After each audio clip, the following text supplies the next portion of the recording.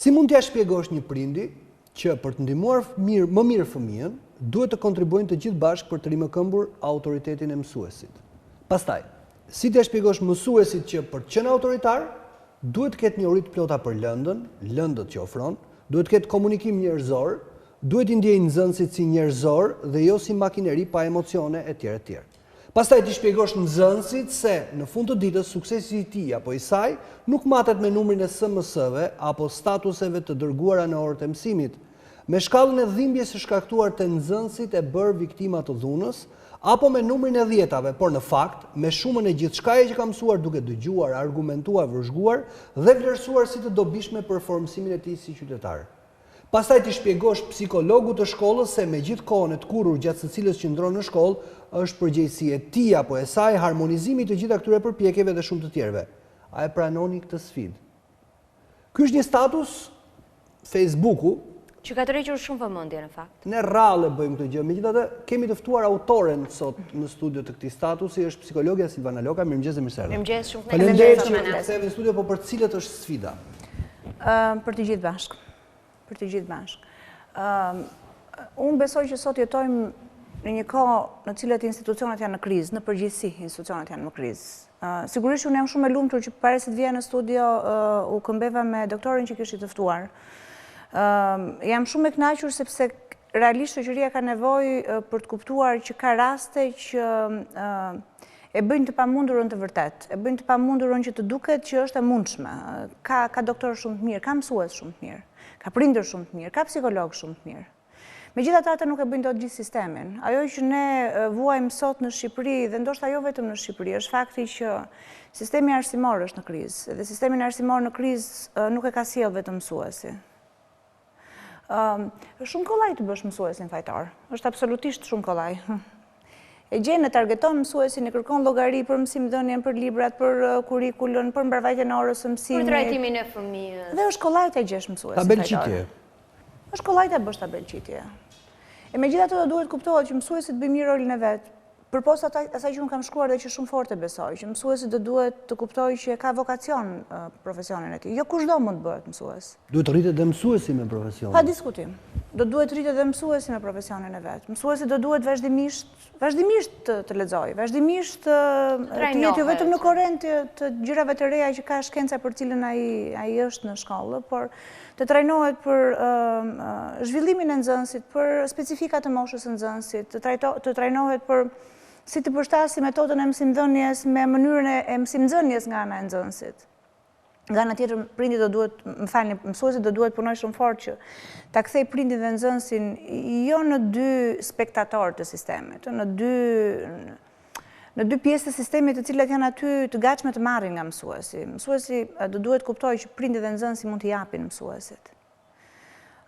Ju thash është e lehtë për ta bërë mësuesin fajtor, ndërkohë që nuk duhet të harrojmë faktin që kurrikula shkollore ndryshon çdo 2-3 vjet. Që flitet në çdo qeveri të re për një reformë në arsim. Që është gjithkohë në tranzicion. Që klasat janë të mbipopulluara, që mësimi vazhdon me 2 turne, që sistemi logjistik i shkollës, që nga ngrohja, ftohja, higjiena e tualeteve, këto janë gjëra që mungojnë. Të mos harrojmë që shkollat nuk kanë laborator. Tani më thoni që është e lehtë për një mësues kimie që t'i shpjegojë nxënësve përzierjet, përbërjet kimike apo reaksionet kimike duke ngelur vetëm pengi imagjinatës. Është e vështirë. Ka marrë tabela Mendelejevi se dikur kemi patur, i kishim në numër të shkruar. Nuk ka më dhe kjo është një mungesë që në fundit çfarë bën? Cënon raportin e nxënësit me mësuesit. Nuk është kaq e thjeshtë, nuk është thjesht që mësuesi nuk arrin të përcjellë dijen tek nxënësi. Cënon shumë fort raportin e nxënësit me mësuesin. Kush gabon i pari? Kush gabon i pari? Apo është trekëndçi që është 4 këndësh në fakt. Ajo që unë kam shkruar edhe psikologu të cilin ne më parë nuk e vendosim. Është aty ofruar për të ndihmuar, po dhe psikologu është duke hequr keq. Po është aty, po është për 3 shkolla aty. Sa mund ta përballoj? Një shkollë ka shumë fëmijë, ai ka 3 shkolla që duhet i kontrollojë. Sa mundet që të merret realisht me nxënësit?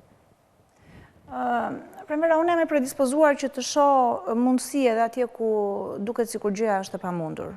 Është e vërtet, psikologu është realisht duke hequr keq në një turavrap të madh midis 3 shkollave që përgjithsisht preferojnë të jenë afër me njëra tjetrën, por tani sidomos flasim për qytete të mëdha siç është Tirana, Durrësi, Fieri, shkollat janë në distancë gjeografike të largët nga njëra tjetra, dhe sikur të dojë të bëj turin midis 2 shkollave në një ditë nuk e bën dot. Me një udhëzim të ritëm, Ministrisë e Arsimit nga 2500 nxënës që kishte në varësi është shtuar numrin nxënësve sepse presupozohet të hyjë punonjësi social, ndërkohë që Ministria e Arsimit, duke qenë se është ministria që ka akredituar programet që kanë diplomuar psikologët, do duhet jetë ndërgjegjshme që punonjësi social nuk bën rolin e psikologut. Pra nuk mund pretendosh të rrisësh numrin e atyre që marrin shërbimin te psikologu sepse ti ke futur dhe punonjësin social. Punonjësi social merret me familjen dhe komunitetin, nuk merret me individin. Punonjësi social nuk merren me procesin e mësimdhënies dhe mësimnxënies jo si proces edukativ, po si proces i mirëritjes së individit. Këtë gjë e bën psikologu, që do të thotë nëse psikologu ka qenë përgjegjës për 2500 dhe tani është për 3200, do të jetë përgjegjës për të 3200 nxënësit. Nuk do t'i ndaj me punonjësin social. Është e frikshme 3200 nxënës për njeri. Më pyetje nuk dua ta anashkaloj pyetjen sepse unë gjykoj që është e rëndësishme. Kush do ta hedhë gurin i parë? Kush është i pari fajtor në gjithë këtë sistem? Të gjithë jemi të parët. Sepse secili është fajtor në statusin që ka. Edhe prindi është fajtor. E vlerëson prindi rolin e psikologut në shkollë dhe jo vetëm prindi, po edhe mësuesi. Unë besoj që është bërë shumë. Ka prindër që i adresohen psikologut në momentin që shohin që fëmia ti mund të ketë një problem, apo shkojnë direkt te mësuesi. Duan të gjejnë një fajtor tjetër. Unë besoj që është bërë shumë nga çka qenë. Domethënë është bërë shumë, po sigurisht ngelet shumë ende për të bërë. Ju thash të targetosh, të shkosh tek 3200 fëmijë është mision i pamundur. Tani le të themi të vërtetën. Të kesh raport individual me kaq shumë nxënës të 3 shkollave është mision i pamundur. Për cilin do psikolog? Sa do i Zoti? Për mua të parën.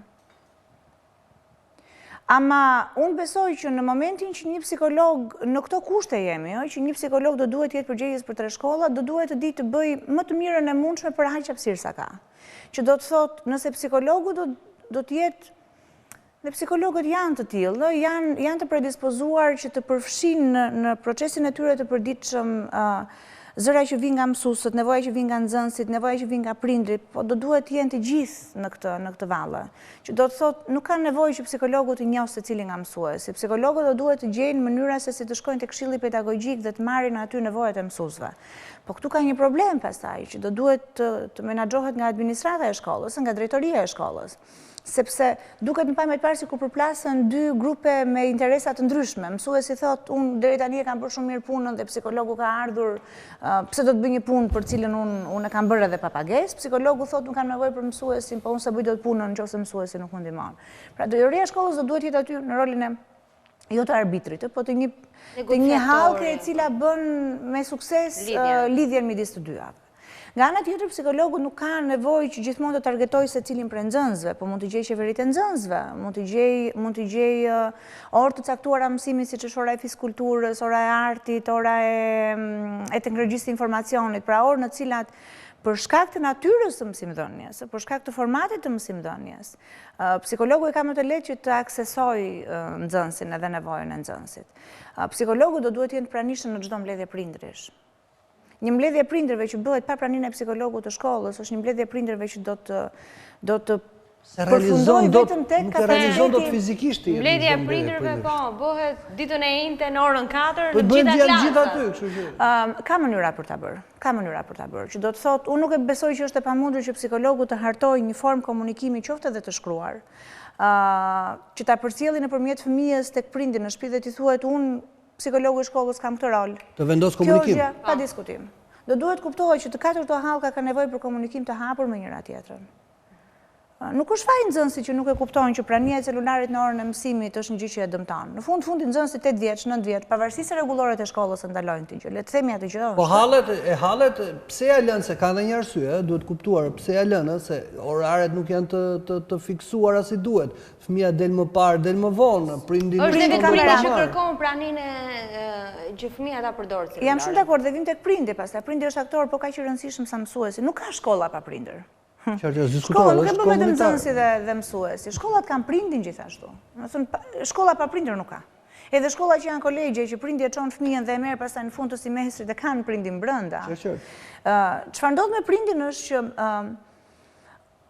Unë besoj që ka një element që është shumë i rëndësishëm edhe nga ku mund të filloj përmirëstimi. Prindit do duhet kuptoj, prindit përfshirë dhe mua, do duhet kuptojmë që në çdo moment është momenti mirë që ne të rrisim dozën e kohës mbikëqyrur që kalojmë me fëmijën, e monitorimit të fëmijës. Jam shumë e ndërgjegjshme që prindrit luftojnë nga njëra punë tjetrën, fatura duhen paguar, shoqëria është bërë kaq që jo vetëm e shpejt, po dhe e pasigurt, se ti do duhet punosh shumë sepse ti nuk e di se çfarë do të ndodhi në të nesërmen. Ne jam e ndërgjegjshme për këtë gjë. Ama unë i shoh kafet plot me prindër që shpenzojnë kohën duke pirë kafe me shoqërinë, me partnerin, në celular, ndërkohë që fëmia është jashtë vëmendjes. Do thonë ju prindër nuk ka nevojë për kohë të lirë, pa diskutim që ka nevojë për kohë të lirë. Po në momentin që ti prindëron, do duhet të kuptosh që stili jot i vëzhgimit të fëmijës, mënyra se si ti jo vetëm shpenzon kohë me fëmijën, po sa i vëmendshëm je për të kapur elementet që bëjnë diferencën në zhvillimin e shëndetshëm dhe të pashëndetshëm të fëmijës, këto do të ndikojnë në mënyrë të drejtë në jetën e fëmijës. Nuk ndikon mësuesi në jetën e fëmijës as ndikon prindi. Thënë prindi e dorëzon fëmijën të hënën në mëngjes. Prindi ka nevojë ta kuptojë këtë gjë. Në derë mësuesit dhe thotë merre. Ka nevojë ta kuptojë këtë gjë. Sepse nga ora 8 deri në orën 1 fëmia është me ty. Dhe nuk ka pse të jetë përgjegjësi e prindit puna në orët e mbazites me fëmijën për të thënë ulë tash të bëjnë detyrat çka ke mësuar matematik, nuk është kjo përgjegjësi e prindit. Le të jemi të drejtë edhe me prindin edhe me mësuesin. Edhe mënyra se si trajtohet kjo pjesë ka shumë rëndësi nga ana e prindit. Mënyra se si ul fëmia për të bërë detyrat, apo kjo pjesa e mbasdites është shumë e rëndësishme. Është e rëndësishme. Do duhet të respektohet orari, do duhet që fëmia ta bëjë mësimin me gëzim dhe nga këtu do duhet kuptojmë rolin e mësuesit paradite. Nëse një mësues është i zoti në lëndën që ka bën përpjekjet maksimale që fëmia të dashurojë dijen, jo shkollën. Shkolla është një gjë e gjetur gjatë rrugës se si të përcillet dia. Dikur dia përcillej nëpër sokakët e rrugëve kur mësuesit çtisnin, nuk është në një shkolla është një instrument përmes të cilit mësuesit mund të përçojnë dijen. Përtej ngarkesës, ka psikologë të cilët janë të specializuar për të trajtuar fëmijët në mosha të caktuara, pra ata të cilët janë fillore, ata të cilët janë adoleshentë dhe kanë edhe problemet e moshës. Kemi ne psikologë të specializuar? Tani, kur diskutohet për kurrikulën e formimit të psikologëve, ka gjëra për të thënë. Në momentin që po flasim, ka mastera të cilët specializojnë psikologë në fushën e psikologjisë së zhvillimit dhe të psikologjisë shkollore. E cila sigurisht që është e gjerë. Kur flasim psikologjisë së zhvillimit dhe psikologjisë shkollore, flasim për moshat nga mosha që i futet shkollës, do të thotë nga klasa e parë deri në përfundim të universitetit. Ai merr nocionet për gjithë këtë raport të individit me shkollën, edhe me nocionet bazë i takon çfarë ndodh me zhvillimin e individit kur raportohet me këto institucione. Po nga ana tjetër do duhet kuptojmë një gjë, Shqipëria është një popullsi shumë e vogël dhe nuk mund të pretendojmë që të ketë programe të veçanta për të specializuar psikolog në moshën e ciklit fillor, në moshën e ciklit e vjeçar, në gjithë sistemin. Le të jemi realist në gjërat që presim. Sepse po të jemi realist, pastaj do duhet jemi edhe shumë dashamirës me psikologun, edhe në fundit do duhet japim edhe dorën për ta mbështetur kur nuk mundemi, kur ai nuk mundet të bëj punën e vet. Kam edhe një pyetje të fundit, nuk e di nëse ka të edhe një merak të fundit kam. Nuk është e thënë që nëse ti ke mbaruar masterin, ti do të jesh psikolog shumë i mirë. Kjo është një gjë që do duhet ta themi. Profesionistin e bën dashuria për profesionin, praktika, zelli për të rritur, mbi të gjitha zelli për të rritur. Ashtu sikur se është detyrë e mësuesit dhe prindërve, edhe nxënësve që të njohin veten edhe të rrisin veten, është dhe e psikologëve. Kjo është njëra gjë. Dhe gjëja e dytë që dua të them është që psikologët që do duan të rrisin veten e gjejnë mënyrën se si. Unë njoh grupe psikologësh të cilët janë ngritur për të mbështetur njëri tjetrin, bëjnë supervizimin e njëri tjetrit, sepse askush nuk mund të pretendojë të jetë perfekt në punën e vet. Sidomos në një profesion të tillë. Sidomos në një profesion të tillë. Supervizimi është shumë i rëndësishëm. Është shumë i rëndësishëm. Kam edhe një pyetje të fundit. Ndoshta ka gjyshe ata të cilët janë moshë 3 që na ndjekin në këtë moment dhe thonë ja ne i rritëm fëmijët, nuk ishim psikolog në shkolla shumë mirë dolën ata. Si gjeti fëmijët tanë? Ka ndryshuar shoqëria, është bërë kaq dinamike sa roli psikologut jo vetëm që duhet jetë aty, por është edhe shumë i rëndësishëm në kohët që ne jetojmë. Unë besoj që roli psikologut jo vetëm që duhet dhe është i rëndësishëm, por është i pasvendësueshëm. Do duhet kuptojmë një gjë. Mbështetja që i bëhet fëmijës nga psikologu nuk është një mbështetje që zvendçon rolin e prindit, që zvendçon rolin e mësuesit, që zvendçon rolin e gjyshërve. Vjen në ndihmë. Pa diskutim. Ju vjen në ndihmë jo vetëm nxënësit, por ju vjen në ndihmë edhe mësuesit, prindërve dhe gjyshërve për të ndihmuar fëmijën që në fundit çfarë të bëj, të marrë maksimumin nga shkolla, që të mund të japi maksimumin nga vetja për shoqërinë. Këtë gjë bën psikologu, nuk bën asnjë gjë më pak, asnjë gjë më shumë. Ndihmon gjithë sistemin arsimor me të gjithë aktorët brenda që të japi maksimumin që fëmia të mund kur të rritet të japi maksimumin për shoqërinë. Dhe Loka, ne të falenderojmë, është gjithmonë kënaqësi të kesh në studio për të tilla çështje që duhet na shqetësojnë gjithëve. Unë e them, e kam rithënë para 2 ditësh, ta them prapa, ajo shkolla në Suedi ku fëmijët ftoheshin të hiqnin këpucët përpara se të hynin që të ndjeheshin si në shtëpi, ishte shumë e mirë, po atje jepte shteti çdo vit për çdo fëmijë 8.000 euro që të ishin gjithë barabartë, të shkolloheshin gjithë njerëzit. Shteti duhet investojë te fëmijët. Po ishin në Suedi, nuk ishin ne jemi në Shqipëri. Pak reklam dhe kthehemi në studio me teatrin Zini Sako Gjirokastros që ndodhet në Tiranë për një shfaqje 3 ditore, vetëm pas pak.